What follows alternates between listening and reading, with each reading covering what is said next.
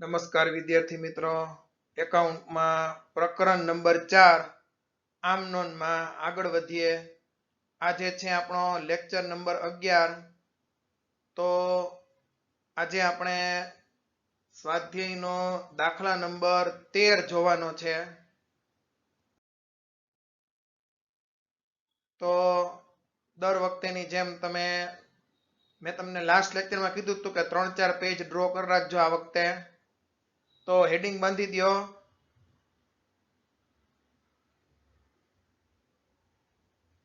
શાહ ટ્રેડર્સના ચોપડે જરૂરી આમ નોંધો.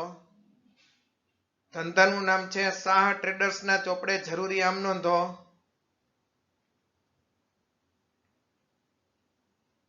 તારીખમાં લખો 2014, એની નીચે જુલાઈ, એની નીચે 1. ચાલો આ પ્રમાણે નો દાખલો છે. ચાલો જોઈએ પેલો વ્યવહારો. તો લખો તારીખમાં 1. ધંધો શરૂ કરવા માટે રોકડ લાવે છે તો લખો રોકડ ખાતે ઉધાર 50,000. રોકડ ખાતે ઉધાર 50,000. પછી હજી ઉધારમાં દેવાદારો ખાતે ઉધાર 20,000. પછી માલ સ્ટોક લાવે એટલે માલ સ્ટોક ખાતે ઉધાર 10,000. હવે ઉધાર ટોટલ કેટલા થયા? 50 ને 20 70 ને 10 80. હવે લેણદાર દેવું છે, દેવું ધંધામાં આવે તો દેવા ખાતે હંમેશા જમા થાય. તો લખો તે લેણદારો ખાતે જમા 5,000.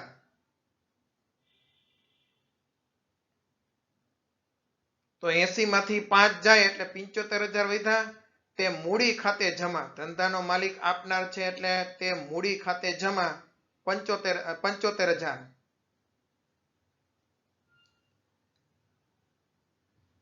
બાબત જેની 2 લીટી કોરી મૂકી લીટો મારો ફટાફટ.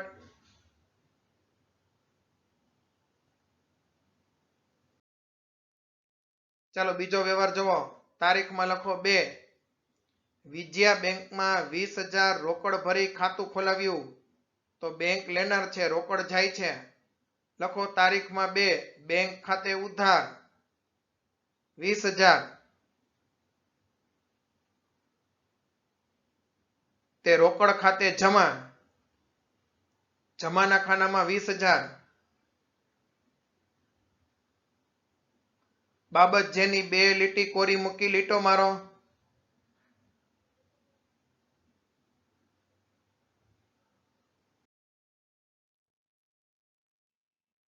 ચાલો હવે ધ્યાન રાખજો, છેલ્લે શીખડાયો તો વ્યવહાર એવો આવ્યો. 20,000 નો માલ સુમૂલ પાસેથી 10% વેપારી વટાવે ખરીદી છે. કેલ્ક્યુલેટર હાથમાં રાખો. કેલ્ક્યુલેટર તો બાજુમાં હોવું જ જોઈએ. લખો એમાં 20,000 ગુણ્યા 10%. 20,000 ગુણ્યા 10% માઇનસ બરાબર કેટલા આવ્યા? સ્ક્રીનમાં જોવો જઈ 18,000 આવ્યા. તો 18,000 નો આપણે સુમૂલ પાસેથી માલ ખરીદ્યો કહેવાય. તો લખો તારીખમાં 3. ખરીદ ખાતે ઉધાર 18,000. મેં તમને શીખવાડ્યું હતું કે આ પ્રકારના વ્યવહારમાં ખરીદ ખાતે ઉધાર થાય ને બાકી બધું જમા થાય. હવે ખરીદ ખાતે ઉધાર 18,000 થયા. અડધા નાણાં આપણે સુમૂલ ને ચેક થી ચૂકવી છે. તો 18,000 ના અડધા કરીએ એટલે 9,000. 9,000 આપણે ચેક થી ચૂકવી છે ને 9,000 નું કઈ નથી કીધું એટલે બાકી સુમૂલ પ્રત્યે દેવું. તો લખો તે સુમૂલ ખાતે જમા 9,000.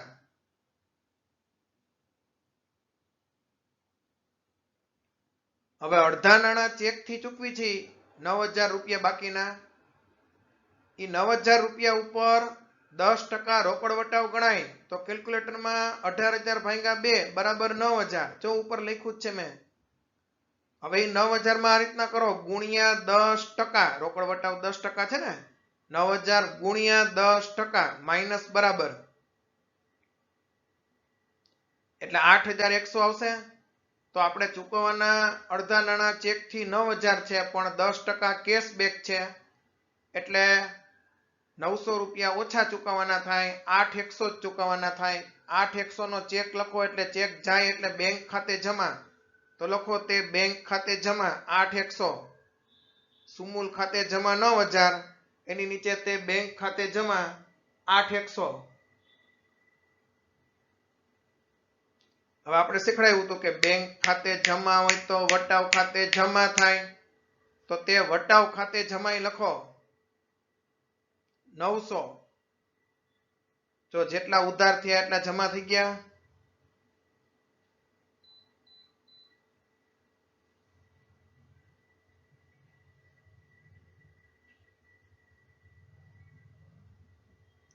બાબત જેની બે લીટી કોરી મૂકી લીટો મારો। ચાલો 15000 નું ફર્નિચર પુનિત ફર્નિચર માર્ટ માંથી શાખ પર ખરીદ્યું। લારી ભાડું ફર્નિચરમાં ઉમેરવામાં આવે કારણ કે મિલકત છે, તો લખો ફર્નિચર પડ્યું 15100 માં, ફર્નિચર ખાતે ઉધાર 15100, ફર્નિચર ખાતે ઉધાર 15100, તે પુનિત ફર્નિચર માર્ટ ખાતે જમા,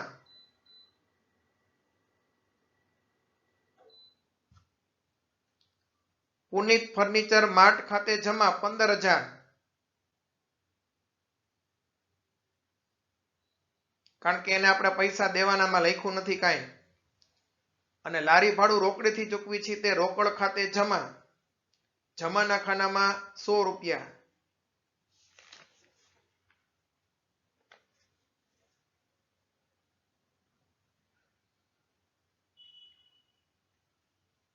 બાબત જેની લીટી કોરી મૂકી લીટો મારો।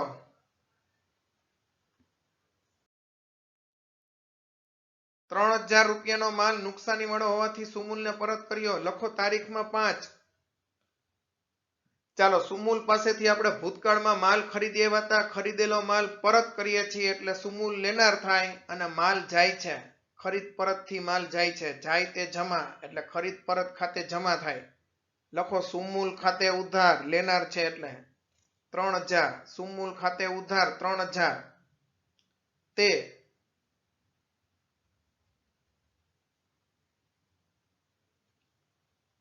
ખરીદ માલ પરત ખાતે જમા 3000। બાબત જેની બે લીટી કોરી મૂકી લીટો મારો।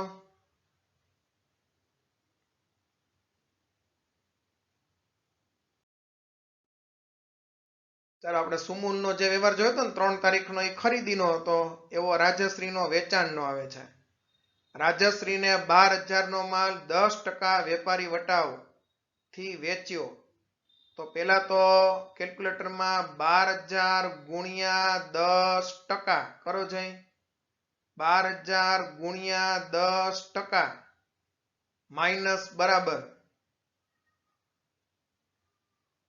એટલે 10800 આવે છે। કેલ્ક્યુલેટરમાં જોવો જી સ્ક્રીનમાં, એ 10800 નો આપણે માલ વેચી છીએ રાજશ્રીને, એટલે વેચાણ કરો એટલે વેચાણ ખાતે જમા થાય, તો ઓની જેમ જ વેચાણ ખાતે જમા થાય, બાકી બધું ઉધાર થાય। માલ ખરીદો ને તો ખરીદ ખાતે ઉધાર થાય, બાકી બધું જમા થાય। એમાં વેચાણ ખાતે જમા થાય, બાકી બધું ઉધાર થાય। હવે વેચાણ ખાતે જમા છે ને 10800 આવશે, એટલે તમે 10800 છે ને એ ક્યાંક ઉપર હાંસિયામાં કે ગમે એ લખી નાખો 10800, યાદ રાખવાના, એટલે યાદ રાખવા માટે કે વેચાણ ખાતે જમા 10800 આવશે। જમા તો પછી લખાય ને, પેલા ઉધાર લખવું પડે ને। હવે બાકી બધું ઉધાર થાય, તો આગળ વાંચો જઈ, અને 10% રોકડ વટાવે વેચ્યો, અડધી રકમનો ચેક મળ્યો। રાજશ્રીને આપણે માલ વેચી છીએ, તો એની પાસેથી આપણે પૈસા લેવાના છે 10800, એમાંથી એને અડધી રકમનો જ વહીવટ કર્યો, તો 10800 ભાગ્યા 2 કરો એટલે કેલ્ક્યુલેટરમાં કરો જઈ, 10800 ભાગ્યા 2 એટલે 5400 રૂપિયાનો વહીવટ કર્યો એને, 5400 રૂપિયાનો કાંઈ વહીવટ નથી કર્યો બાકીના, તો એ 5400 રૂપિયા આપણે રાજશ્રી પાસેથી લેવાના, એટલે લેણું થયું, તો લખો આમનોનમાં તારીખમાં 6, રાજશ્રી ખાતે ઉધાર 5400। હવે 5,400 નો આપણને ચેક આપે છે ઈ તો એમાં પાછું 10% કેશબેક છે. આપણે જાહેર કર્યું હતું કે ભાઈ 10% રોકડ વટાવ આપવામાં આવશે. તો 5400 તમારા કેલ્સીમાં લખેલા જ છે, એમાં ગુણ્યા 10% માઇનસ બરાબર 5040 આવવા જોઈએ, સોરી 4860 આવવા જોઈએ. આવે છે 4860, તો 4860 નો ચેક આવશે. ચેક આવે એટલે બેંકમાં ભરવો પડે, તો બેંક લેનાર થાય તો લખો રાજ્યશ્રી ખાતે ઉધારની નીચે હજી ઉધાર, બેંક ખાતે ઉધાર 4860.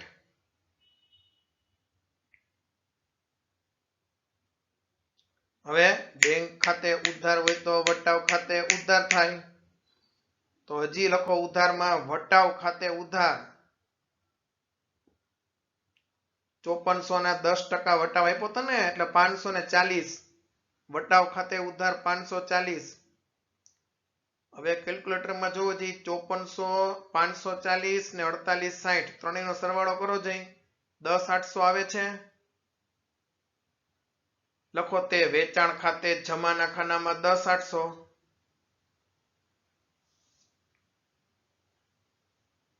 ઓકે,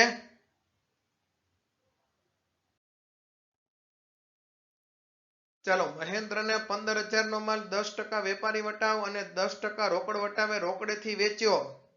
જોજો મહેન્દ્રનું અહીંયા કઈ કામ જ નથી, કારણ કે રોકડ વ્યવહાર છે. છેલ્લી લીટી વાંચો, રોકડેથી વેચ્યો એટલે મહેન્દ્ર ક્યાંય નહીં આવે. આગલા બધા વ્યવહારમાં સુમૂલ આવ્યો તો રાજશ્રી આવી હતી, શું કામ? એને અડધો વ્યવહાર ઉધાર હતો, અડધો વ્યવહાર રોકડ હતો. તો અડધો ઉધાર વ્યવહાર હતો ને એટલે નામ આવ્યું હતું સુમૂલ ખાતે જમા, રાજશ્રી ખાતે ઉધાર. આમાં મહેન્દ્ર ખાતે નહીં આવે, શું કામ? એને રોકડ વ્યવહારમાં નામ આવે નહીં. સમજાણું બધાને? હવે રોકડેથી વેચી છીએ આપણે, તો પેલા તો 15,000 કેલ્સીમાં લખો ગુણ્યા 10% માઇનસ બરાબર કેટલા આવ્યા? 13,500. વેપારી વટાવ તો કાઢી જ નાખવાનો. 13,500 નો માલ કાં તો ખરીદ્યો હોય ને કાં તો વેચ્યો હોય. ખરીદ્યો હોય તો ખરીદ ખાતે ઉધાર થાય, બાકી બધું જમા થાય. વેચ્યો હોય તો વેચાણ ખાતે જમા થાય, બાકી બધું ઉધાર થાય. અહીંયા માલ વેચ્યો છે એટલે વેચાણ ખાતે જમા 13,500 આવશે. તો ઉપર હાંસિયામાં ગમે ત્યાં 13,500 લખી નાખો એટલે ખબર પડે કે 13,500 વેચાણ ખાતે જમા લખવાના છે, કારણ કે પેલા તો ઉધાર લખવું પડે. તો બાકી બધું ઉધાર થાય. હવે ઉધાર શું થાય? તો કે આપણે માલ વેચી છીએ એટલે રોકડ આવે કે નહીં? કેટલી રોકડ આવે? તો કે 13,500 માંથી આપણે એને કેશબેક દેવું પડશે. 10% રોકડ વટાવ છે એટલે. તો કેલ્ક્યુલેટર ની અંદર 13,500 લખ્યા જ છે તમારા, ગુણ્યા 10%. કેટલા એવા? 1,350. એ યાદ રાખજો. અને માઇનસ બરાબર કેટલા એવા? 12,150 આવ્યા. 12,150 રોકડા મળે આપણને. તો લખો તારીખમાં 8 રોકડ ખાતે ઉધાર 12,150. હવે આમાં રોકડ વટાવ છે એટલે કાં તો ઉધાર થાય વટાવ ખાતે, કાં તો જમા થાય. પણ રોકડ ખાતે ઉધાર હોય તો વટાવ ખાતે ઉધાર થાય. એટલે રોકડ ખાતે ઉધાર 12,150. હજી ઉધાર લખો. વટાવ ખાતે ઉધાર 1,350.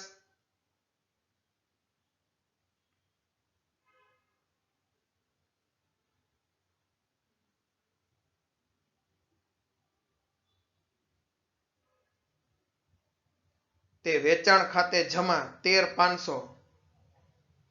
એ તો આપણે ઉપર ટાંકીને લખ્યા હતા. બાબત જેની 2 લીટી કોરી મૂકી લીટો મારો. ચલો આ તો તમને આવડવો જ જોઈએ. ડાયરેક્ટ આમનો લખો તારીખમાં 10 ઘર વપરાશ માટે 300 નો માલ ને 200 રોકડા. ટોટલ ઉપાડ કેટલો કર્યો? 500 નો. તો લખો ઉપાડ ખાતે ઉધાર 500, તારીખમાં 10. ઉપાડ ખાતે ઉધાર 500 તે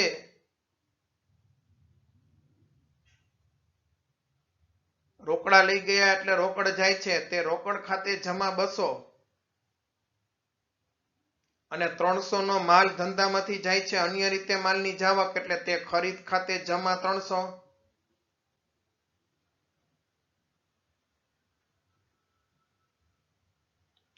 બાબત જેની 2 લીટી કોરી મૂકી લીટો મારો.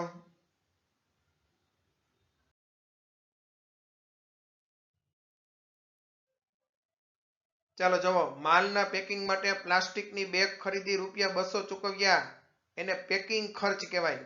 ધંધાનો પેકિંગ ખર્ચ છે. તો લખો તારીખમાં 11. પેકિંગ ખર્ચ ખાતે ઉધાર 200. પેકિંગ ખર્ચ ખાતે ઉધાર 200 અને ચૂકવ્યા શબ્દ છે એટલે રોકડ જાય છે, તે રોકડ ખાતે જમા 200.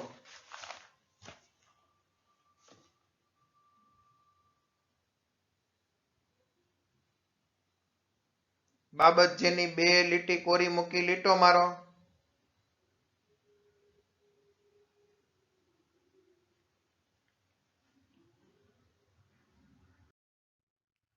તારીખમાં લખો 12. પગાર મજૂરીના 2000 ચેકથી ચૂકવ્યા. પગાર મજૂરી ખર્ચ છે, ખર્ચ ખાતે ઉધાર થાય. લખો પગાર મજૂરી ખાતે ઉધાર. પગાર ડેશ મજૂરી ખાતે ઉધાર. ઉધારના ખાનામાં 2000. ચેકથી ચૂકવો એટલે ચેક જાય એટલે બેંક ખાતે જમા, તે બેંક ખાતે જમાના ખાનામાં 2000.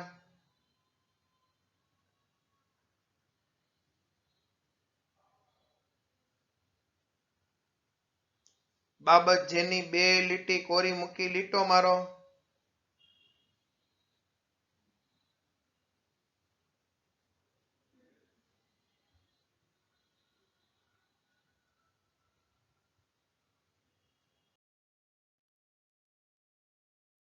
ચાલો હવે તમારી પાસે આમ નોંધ લખેલી જ છે. આ આમ નોંધ ની અંદર જોશો એટલે ખબર પડશે કે રાજશ્રી પાસેથી આપણે કેટલા પૈસા લેવાના છે. તો 6 નંબરનો વ્યવહાર જુઓ, તમારી પાસે આમ નોંધ લખેલી છે. એમાં રાજશ્રી ખાતે ઉધાર કેટલા છે? 5400. તો રાજશ્રી પાસે આપણે લેવાના છે 5400. ઈ 5400 પૈકી 300 રૂપિયા ઘાલખાત પડી અને બાકીની રકમ રાજશ્રીએ આપણને આપી દીધી. બાકીની રકમ મળી એટલે મળ્યા એટલે રોકડ આવે છે. બાકીની રકમ 5400 માંથી 300 જાય એટલે 5100 મળે છે. લખો તારીખમાં 13. રોકડ ખાતે ઉધાર 5100.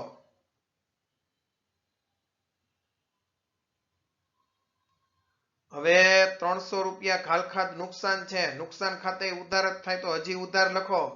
ઘાલખાત ખાતે ઉધાર 300. આ બધું આપનાર કોણ છે આપણને? રાજશ્રી. તે રાજશ્રી ખાતે જમાના ખાનામાં 5400. જોયું? રાજશ્રીનું ખાતું બંધ થયું કે નહીં? 5400 થી ઉધાર હતું એ જમા થઈ ગયું અને રાજશ્રીનું ખાતું ક્લોઝ થયું કહેવાય. આટલું સમજાય ને તો તમને એકાઉન્ટમાં કોઈ દી વાંધો ન આવે. ધીમે ધીમે બધું સમજાશે. આમનોન ચેપ્ટર પૂરું થવા દો પછી તમને આમનોનમાં ગ્રીપ આવી જશે. જેમ અવયવમાં ધીમે ધીમે ગ્રીપ આવે ગણિતમાં, એમ આમનોનમાં એકાઉન્ટમાં ધીમે ધીમે ગ્રીપ આવે. ઓકે, 2 લીટી કોરી મૂકી લીટો મારો. ચાલો, ધંધામાં વધારે નાણાંની જરૂર હતી એટલે એક્સિસ બેંકમાંથી 25,000 ની 12% વ્યાજની લોન લીધી. વિદ્યાર્થી મિત્રો, લોન જ્યારે બેંકમાંથી લેવામાં આવે ને ત્યારે રોકડા ન હોય, ચેકના સ્વરૂપમાં હોય. તમે તમારા પપ્પાને પૂછી લેજો કે તમે જો મકાન લીધું હોય ને લોન ઉપર લીધું હોય તો એ લોનની રકમ, માની લો કે તમારા પપ્પાએ 15 લાખની લોન મૂકી હોય એક્સિસ બેંકમાં, એ લોન મંજૂર થાય તો 15 લાખ રૂપિયા તમારા પપ્પા બેંકે લેવા જાય તો એમ 15 લાખ રોકડા ન આપે. એ લોકો શું આપે? 15 લાખનો ચેક આપે. એમ એક્સિસ બેંકની આપણે લોન લીધી તો એક્સિસ બેંક વાળા આપણને 25,000 રોકડા ન આપે, ચેક આપે. એ ચેક આપણે બેંકમાં નાખવો પડે એટલે બેંક લેનાર થાય. તો લખો બેંક ખાતે ઉધાર 25,000 તારીખમાં 14 અને એક્સિસ બેંકને આપણે દેવું છે ભવિષ્યનું એટલે લોન છે, લોન ખાતે જમા થાય, દેવું ઊભું થયું એટલે. તો લખો બેંક ખાતે ઉધારના ખાનામાં 25,000. તે એક્સિસ બેંકની લોન ખાતે જમાના ખાનામાં 25,000, એક્સિસ બેંકની લોન ખાતે જમાના ખાનામાં 25,000 બાબત જેની બે લીટી કોરી મૂકી લીટો મારો. ચાલો હવે આ પ્રકારનો વ્યવહાર આપણે આગળ જોઈ ગયા હતા. આગમાં 2000 નો માલ નાશ પામ્યો એટલે અન્ય રીતે માલની જાવક ખરીદ ખાતે જમા 2000 થાય. એમાંથી 1500 તો વીમા કંપની આપી દેશે, તો લખો તારીખમાં 15, વીમા કંપની પાસે લેણું એટલે ઉધાર, લેણા ખાતે ઉધાર થાય, દેવા ખાતે જમા થાય. વીમા કંપની પાસે લેણું છે, આપણે પૈસા લેવાના છે એટલે લેણું કહેવાય. તો લખો વીમા કંપની ખાતે ઉધાર 1500. આગળ વાંચો. આગથી બળી ગયો તો ને માલ, ઈ આપણે બળેલો માલ વેચવા ગયા ને તો એના 200 રૂપિયા આવ્યા. તો ઉપજ્યા એટલે રોકડ આવે, તો હજી ઉધાર લખો, રોકડ ખાતે ઉધાર 200. હવે 1500 વીમા કંપની વાળા આપશે, 200 રૂપિયા રોકડા ઉપજી ગયા એટલે 1700 તો વસૂલ થઈ ગયા આપણા. માલ બળી ગયો 2000 નો, પૈસા વસૂલ થયા 1700, 300 રૂપિયા તોય ઘટે, એને કહેવાય નુકસાન. આગથી થયેલ નુકસાન ખાતે ઉધાર લખો, હજી ઉધારમાં આગથી થયેલ નુકસાન ખાતે ઉધાર, ઉધારના ખાનામાં 300. તે ખરીદ ખાતે જમાના ખાનામાં અન્ય રીતે માલની જાવક 2000, તે ખરીદ ખાતે જમાના ખાનામાં 2000. બાબત જેની બે લીટી કોરી મૂકી લીટો મારો.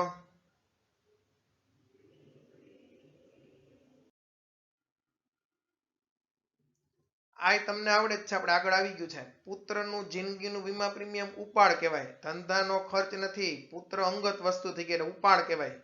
અને આગનું વીમા પ્રીમિયમ ખર્ચ છે. ચેક થી ચૂકવો એટલે આપનાર બેંક થાય, બંને બેંક ખાતે જમા થાય. કમ્બાઈન્ડ આમનો લખો, તારીખમાં 16, ઉપાડ ખાતે ઉધાર 450,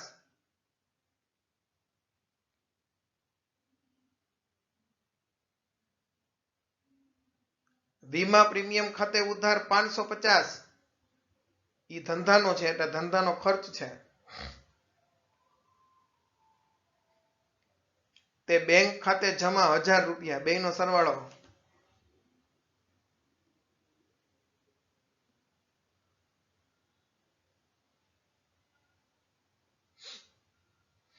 તારીખમાં લખો 18, પછીનો વ્યવહાર. નિરમા કંપનીએ આપણને 30 નંગ સાબુની ગોટી કસ્ટમર માટે મફતમાં આપી. માની લો કે આપણે કરિયાણાના વેપારી છીએ, તો નિરમા કંપનીએ આપણને 30 નંગ સાબુની ગોટી કસ્ટમરને આપવા માટે મફતમાં આપી. આપણે શું કર્યું?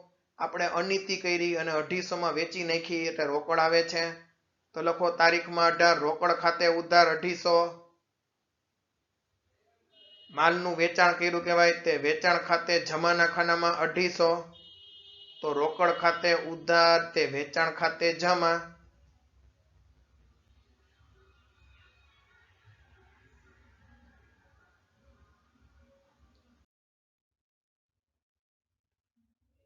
બાબત જેની લીટી કોરી મૂકી જ દેવાની, લીટો મારી જ દેવાનો. તારીખમાં લખો 20. હવે ઘાલખાત પરતના 100 મળ્યા એટલે રોકડ આવે છે. તો રોકડ ખાતે ઉધારના ખાનામાં 100 રૂપિયા લખો, જે તારીખમાં 20, રોકડ ખાતે ઉધાર 100 રૂપિયા. તે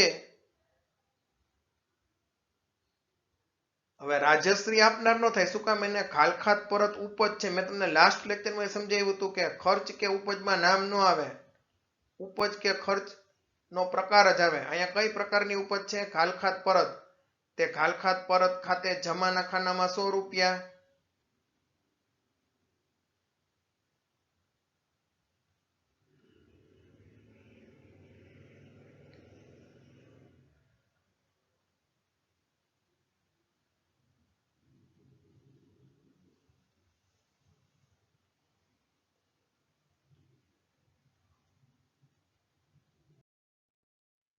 ચાલો વિદ્યાર્થી મિત્રો, આપણે લોન ના વ્યાજનો દાખલો ગણ્યો તો ઈ લોન નું વ્યાજ સામાન્ય લોન હતી.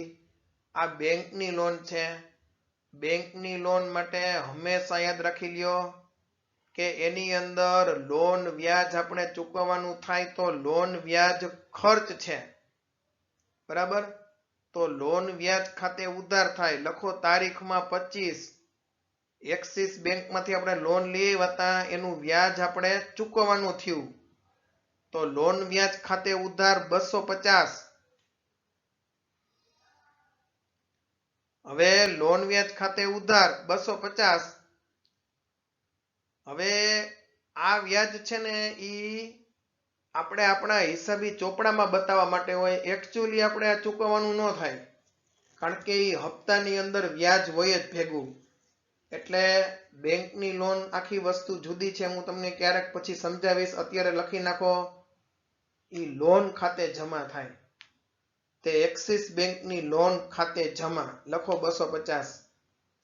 તે એક્સિસ બેંકની લોન ખાતે જમા 250. શું કામે આવું થાય ને તમને આગળના ચેપ્ટર્સમાં આવશે ત્યારે સમજાઈ જશે. અત્યારે લખી નાખો. અત્યારે આટલું યાદ રાખો કે બેંકની લોન હોય ને તો લોન વ્યાજ ખાતે ઉધાર, તે લોન ખાતે જમા. બોલો જી મારી સાથે, લોન વ્યાજ ખાતે ઉધાર, તે લોન ખાતે જમા. આટલું યાદ રાખજો.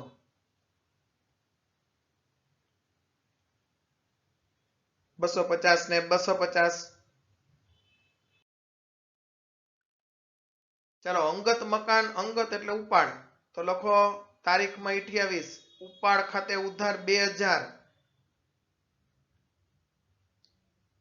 અને દુકાનનો ખર્ચ છે એટલે દુકાન ખર્ચ ખાતે ઉધાર 1000.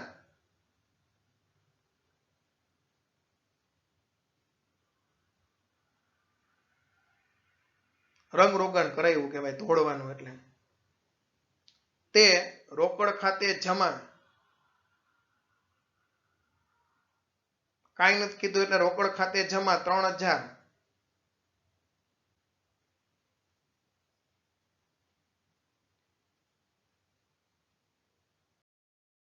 તારીખમાં લખો 29.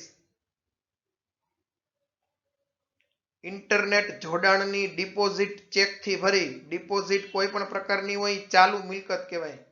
મિલકત ધંધામાં આવે એટલે ઉધાર થાય.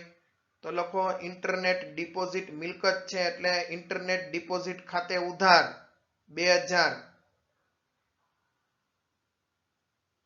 તે બેંક ખાતે જમાના ખાનામાં 2000.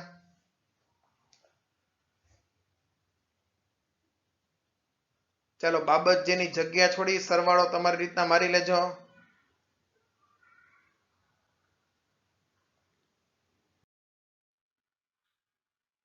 બચ્ચા, હોમવર્ક ખાસ કરવાનું છે. હોમવર્કમાં તમારે ઉદાહરણ 11 અને ઉદાહરણ 12 આ બે તમારે ગણીને રાખવાના છે. હવે નેક્સ્ટ લેક્ચર છે ને એમાં હું તમને આ બે દાખલા સમજાવવાનો છું. તમારી પાસે લખેલું હોવું જોઈએ. ટેક્સ્ટ બુક જ છે એટલે ટેક્સ્ટ બુક હોય તો ટેક્સ્ટ બુકમાંથી, અને ન હોય તો PDF મેં મોકલી જ છે, એમાંથી તમે ઉતારો મારી લ્યો. ઉદાહરણ 11 ને ઉદાહરણ 12 નો. બરાબર? હવે રોજે રોજ લેક્ચર હું મૂકું જ છે, એટલે આવતીકાલે પાછો લેક્ચર હશે ને એમાં સીધું આ ઉદાહરણ હું સમજાવીશ જ. ખાલી લખેલું તમારી પાસે તૈયાર હોવું જોઈએ. ઓકે?